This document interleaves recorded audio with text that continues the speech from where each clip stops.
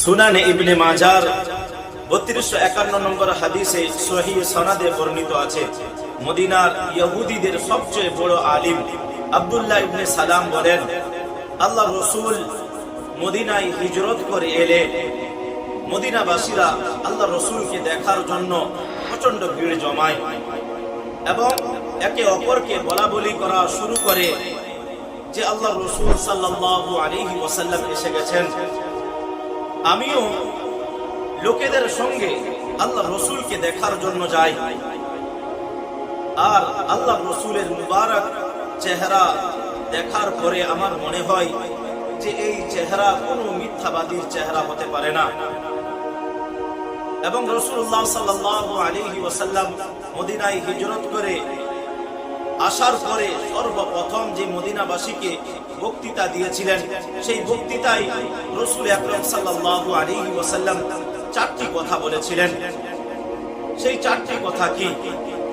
হাদিসের মধ্যে রয়েছে সেই 4টি কথা হলো এই, ইয়া আইয়ুহান নাস আফশুস সালাম ওয়া আতঈমুত তুআম ওয়াসিলুল আরহাম ওয়াসাল্লু বিল লাইলি ওয়ান নাস নিয়ামুন তাদখুলুল জান্নাতা বিসালাম।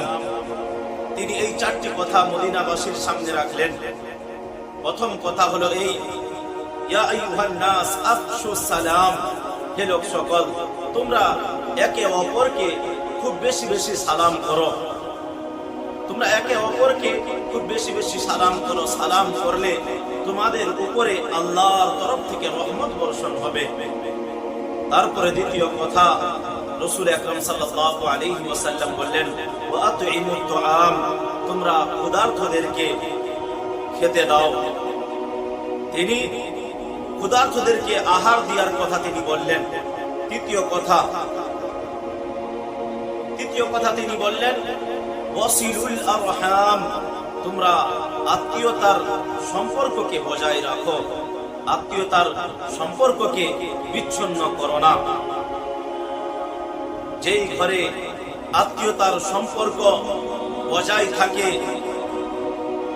সম্পর্কের মধ্যে মহব্বত ভালোবাসা থাকে, সেই ঘরের মধ্যে আয় উন্নতি ও বরকত আসে।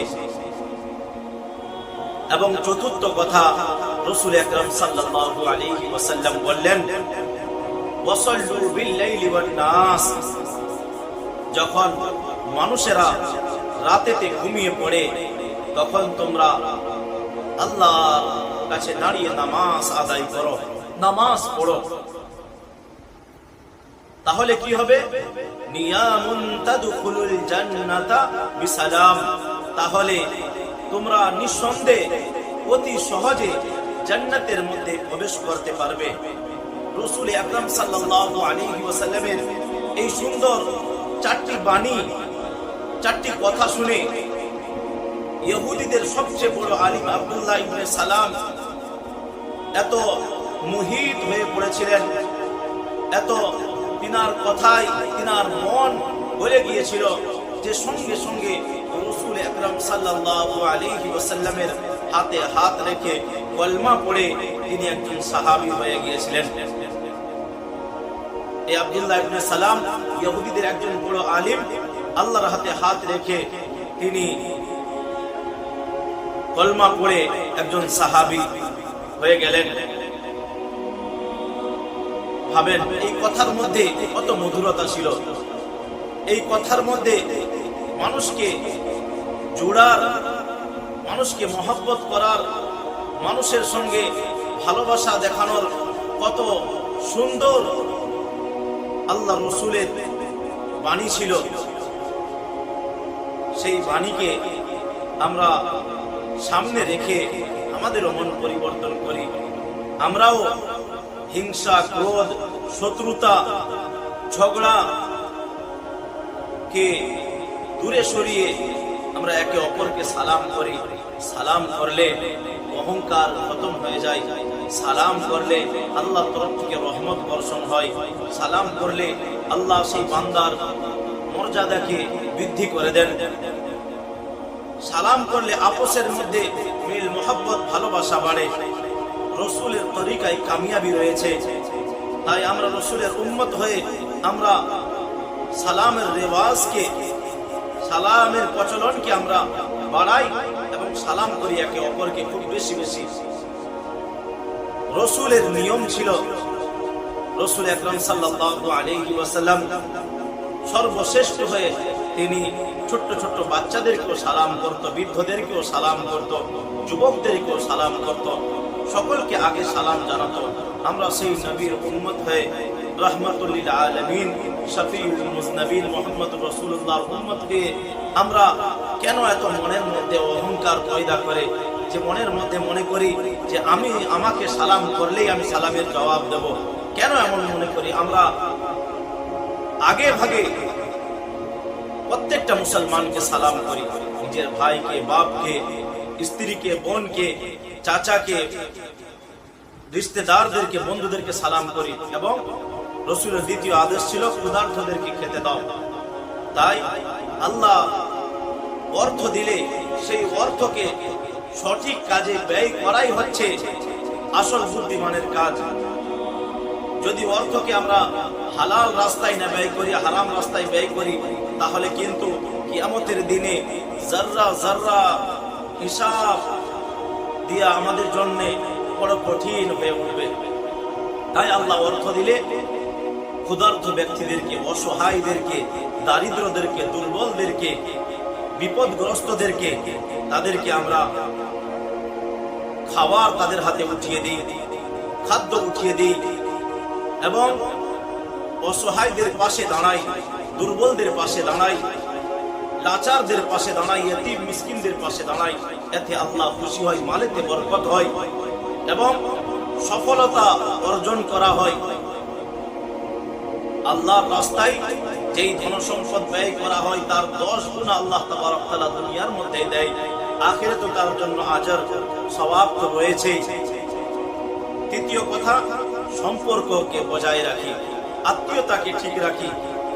যতক্ষণ পর্যন্ত ঘরের মধ্যে সম্পর্ক, বাপ ছেলের মধ্যে, ভাই ভাইয়ের মধ্যে, ভাই বোনের মধ্যে, মা ছেলের মধ্যে, চাচা ভাইপোর মধ্যে, স্বামী স্ত্রীর মধ্যে সম্পর্ক সুন্দর থাকে, ততক্ষণ পর্যন্ত সেই ঘরের কোনো অমঙ্গল হয় না, শয়তান কোনো ক্ষয়ক্ষতি করতে পারে না। আর যখন ঘরের মধ্যে সম্পর্কের মধ্যে ফাটল আসে, সম্পর্কের মধ্যে শত্রুতা, হিংসা, বিদ্বেষ এবং মনের মধ্যে রাগ গোসা পয়দা হয়, তখন এই ঘরের মধ্যে অশান্তি, ঘরের মধ্যে বালা মুসিবত, ঘরের মধ্যে অবরকতি হয়। তাই রাসূলের ফরমানকে সামনে রেখে আমরা সম্পর্কর, আত্মীয়তাকে বজায় করি। আর চতুর্থ বাণী রাসূল আকরাম সাল্লাল্লাহু আলাইহি ওয়াসাল্লামের, যে মানুষেরা যখন ঘুমিয়ে পড়ে তোমরা তখন নামাজ পড়ো, অর্থাৎ তাহাজ্জুদের নামাজ। হুজুর তাহাজ্জুদের নামাজ যদি পড়তে বলেন, তাহলে 5 ওয়াক্তের ফরজ নামাজ, যেই নামাজ হচ্ছে জান্নাতের চাবিকাঠি, যেই নামাজ হচ্ছে জান্নাতের দরওয়াজা খোলার একমাত্র রাস্তা, সেই নামাজকে আমরা কি করে ত্যাগ করতে পারি? দুনিয়ায় 24 ঘন্টায় সকলকে সময় দিতে পারি, আমরা আল্লাহকে কেন সময় দিতে পারি না? যেই রব আমাকে তোমাকে সকলকে বানিয়েছে, সেই রবকে আমরা কেন সময় দিই না? আমরা তো আল্লাহর কাছে অঙ্গীকার করে এসেছিলাম, আলাস্তু বিরাব্বিকুম ক্বালু বালা। আল্লাহ জিজ্ঞাসা করেছিল, আমি কি তোমাদের রব নই, তোমাদের পালনকর্তা নই? তখন আমরা অঙ্গীকার করেছিলাম, হে আমার পরবর্তীকার, হে আমার রব, হ্যাঁ আপনি হচ্ছেন আমাদের রব, আমাদের পালনকর্তা। এবং অঙ্গীকার নিয়ে এসেছিলাম যে আমরা দুনিয়ায় যে আমরা ইবাদত বন্দেগী করব, আমরা গুনাহ থেকে বাঁচব, আর এই দুনিয়ার মায়া জালে জড়িয়ে আত্মীয় স্বজনদের জন্য, ছেলে পুলে বিবি বাচ্চাদের জন্য, সমাজের জন্য আমরা কত শত গুনাহ করে ফেলেছি। মনে রাখবেন, যদি আজ না গুনাহ ছাড়ি, তাহলে আমার মৃত্যুটা বড় ভয়ানক হবে, বড় বেদনাদায়ক হবে। গুনাহগারদের মৃত্যু বড় কষ্টদায়ক হয়, রাসূলের হাদিস রয়েছে। তাই 24 ঘন্টার মধ্যে 1 ঘন্টা আল্লাহকে সময় দিয়ে 5 ওয়াক্তের নামাজ সময় মতো আদায় করি, তাহলে রাসূলের ফরমান রয়েছে অতি সহজে আসানির সঙ্গে জান্নাতের মধ্যে প্রবেশ করা যাবে। তাই আল্লাহ তাবারক ওয়া তাআলা আমাদের সকলকে এই রাসূলের হাদিসকে সামনে রেখে আমল করার তৌফিক নসিব করুন। আমিন। ওয়া আখিরু দাওয়ানা আনিল হামদুলিল্লাহি রাব্বিল আলামিন।